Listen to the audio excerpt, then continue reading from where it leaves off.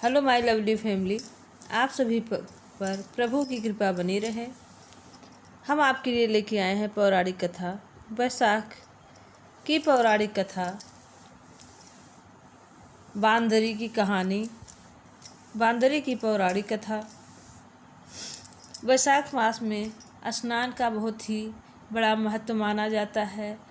बैसाख मास में किसी गंगा स्थान पर स्नान करने से प्रभु की कृपा होती है, विष्णु भगवान प्रसन्न होते हैं, सभी मनोकामनाएं पूरी करते हैं। तो कथा लास्ट तक ज़रूर सुनिएगा। अगर कथा अच्छी लगे तो विष्णु भगवान का नाम कमेंट बॉक्स में लिखना ना भूलिएगा। जय विष्णु भगवान। एक राजा था। वह बैसाख माह में प्रतिदिन ब्रह्मा मुहूर्त में उठकर गंगा जी में स्नान करता था। राजा का आदेश था कि मुझसे पहले गंगा जी में कोई स्नान नहीं करेगा। जब भी गंगा में स्नान करने जाते थे तो उन्हें प्रतिदिन शांत जल के स्थान पर हिलता हुआ हलचल युक्त जल दिखाई देता था।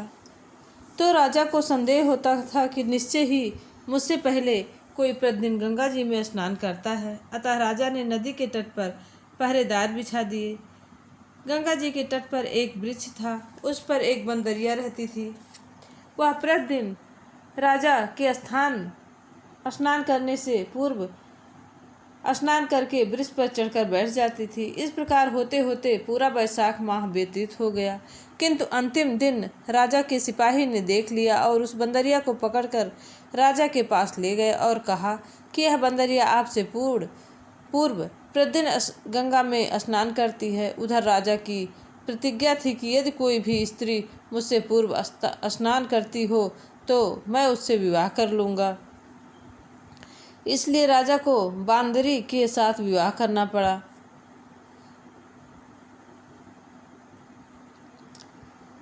बैसाख मास के स्नान के पुण्य से बांदरी के गर्भ ठहर गया और 9 मास पूर्व होने पर बांदरी ने राजा से पूछा कि शिशु जन्म के समय मुझे क्या करना चाहिए। तब राजा ने महल में एक घंटी लगवा दी और बांदरी से कहा कि जब तुम्हें दर्द हो तो उसे बजा देना, मैं संपूर्ण प्रबंध कर दूंगा। राजा की अन्य रानियां भी उसकी कोई संतान नहीं थी। बांदरी को गर्भ है यह समाचार जानकर अन्य रानियां मन ही मन बांदरी से ईर्ष्या करने लगी और भावी संतान का नाश करने हेतु विभिन्न योजनाएं बनाने लगी। घंटी लगी देखकर एक दिन रानी ने बांदरी से पूछा कि इसका कारण पूछा। बांदरी ने संपूर्ण वृतांत बता दिया। रानी ने बकाया कि एक बार घंटी बजा कर तो देख ले कि राजा आते हैं या नहीं। बांदरी ने घंटी बजाई तो राजा दौड़े दौड़े महल में आए और घंटी बजाने का कारण पूछा। इस पर बंदरी ने उत्तर दिया कि मैंने तो रानी के कहने पर घंटी बजाई। तब रानियों ने राजा से कहा कि यह तो पशु और जाने कितनी बार घंटी बजाएगी। इस प्रकार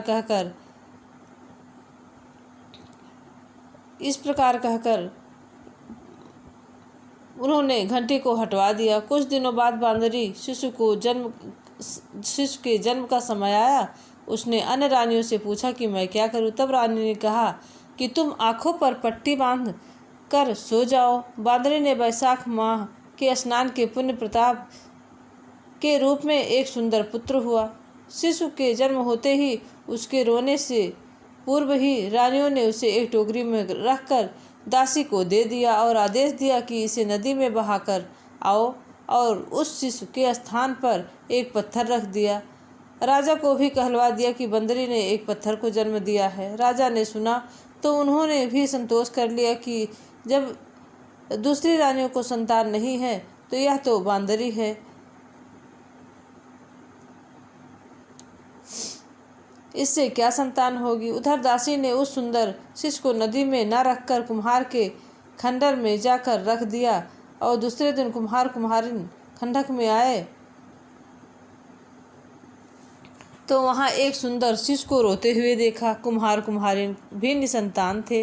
उन्होंने उस शिशु को अपने लिए भेजी गई भगवान की भेंट माना और बड़े प्रेम से शिशु का पालन पोषण करने लगे। कुछ बड़ा होने पर बालक को यह ज्ञात हुआ कि वह रानी बंदरी का पुत्र है, जिसको रानियों ने मरवाना चाहा था। एक दिन वह बालक कुम्हार के बनाए हुए मिट्टी के हाथी घोड़े लेकर पनघट पर जा बैठा और दासियों को देखकर कहने लगे कि आओ रे मेरे मिट्टी के हाथी घोड़े पानी पियो। तब दासियों ने यह बात सुनकर वह हंसने लगी और बोली, अरे मूर्ख, कभी मिट्टी के हाथी घोड़े भी पानी पीते हैं क्या? इस पर उस बालक ने कहा कि कभी बंदरी के भी पत्थर जन्म लेता है क्या? उस बालक की बात सुनकर दासियों ने जाकर महल में कही। तब रानियों ने दूसरे दिन विष मिलाकर लड्डू भेज दिए। ईश्वर की कृपा से लड्डू गोद और बादाम के हो गए और उन लड्डू को खाने से लड़के की मृत्यु नहीं हुई। यह समाचार दासी और रानी को पहुंचा तो कुम्हार को देश निकाला करवा दिया। कुम्हार वन में रहने लगा। तत्पश्चात अगले वर्ष चैत्र मास के माता गणगौर के पूजन का दिन आया तो वह बांदरी का पुत्र 108 करवे और 108 गोली लेकर तथा घड़े में पानी भरकर बगीचे में बैठ गया। उधर राजा की और साहूकार की पुत्रियां गणगौर बनाने के लिए मिट्टी के लिए आई तथा बगीचे में खेलने झूलने लगी। इस कारण कुछ समय बाद उन्हें प्यास लगी और उन्हें उस बंदरी के पुत्र से जल पिलाने को कहा। तो बालक ने उत्तर दिया कि मेरे पास एक गोली है, इसे खाते जाओ और मेरी चारों ओर फेरी लगाते जाओ, तब मैं तुम्हें जल पिलाऊंगा। इस पर पहले तो कन्याओं ने मना किया, किंतु प्यास तीव्र होने के कारण इस गोली को खाने और युवक के साथ फेरे लेने से वह गर्भवती हो गई। बाद में जब उनके माता पिता को ज्ञात हुआ, वह सभी कुम्हार के पास गए और संपूर्ण वृत्तांत सुनाया। कहा कि तेरे पुत्र ने हमारी कन्याओं से विवाह किया है, अब तुम्हें इसे पास रखना होगा। तब कुम्हार ने निर्धन होने के कारण असमर्थ व्यक्त करते हुए कन्याओं के माता पिता ने बहुत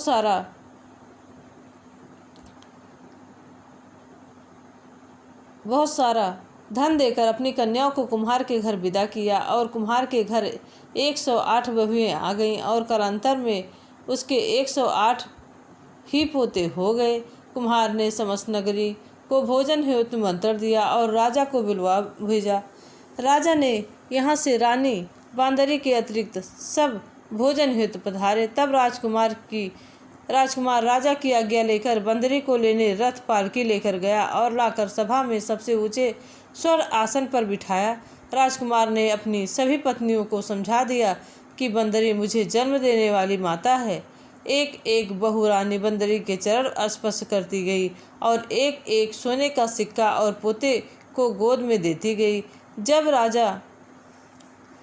राजा और अन्य रानियों ने यह सब देखा तो कुम्हार के पुत्र से इसका कारण पूछा। रानियों को तो संदेह होने लगा कि ये अवश्य ही बांदरी का पुत्र है, इसलिए रानी और रुककर राजा से कहने लगी, कुम्हार के पुत्र से हमारा अपमान किया है और बंदरी का सम्मान किया था।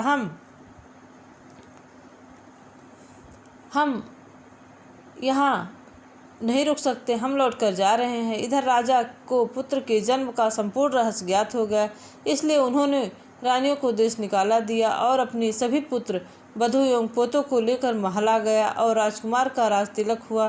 कुम्हार कुम्हारिन को राजकुमार के महल में रहने के लिए निवेदन किया, किंतु वह नहीं माने। तब राजा ने ढेर सारा धन देकर उन्हें विदा किया। वैशाख स्नान का इतना महत्व होता है तो सबको वैशाख में स्नान करना चाहिए। बांदरी ने वैशाख में स्नान किया तो राजा का राज्य, पुत्र, बहुएं आदि प्राप्त हुई। इस वजह से बांदरी को पुण्य मिला। इस प्रकार हमें भी पुण्य दे, सभी की मनोकामनाएं पूरी करें। आपको अगर ये कथा अच्छी लगी हो तो प्लीज़ लाइक शेयर सब्सक्राइब करिएगा। कमेंट बॉक्स में कमेंट करना ना भूलिएगा। तो ये कथा इसी पे थी कि बंदरी ने गंगा में स्नान किया, उसके प्रभाव से उसे पुत्र, पौत्र, राज्य आदि सब कुछ हासिल हुआ। जय विष्णु भगवान की जय हो।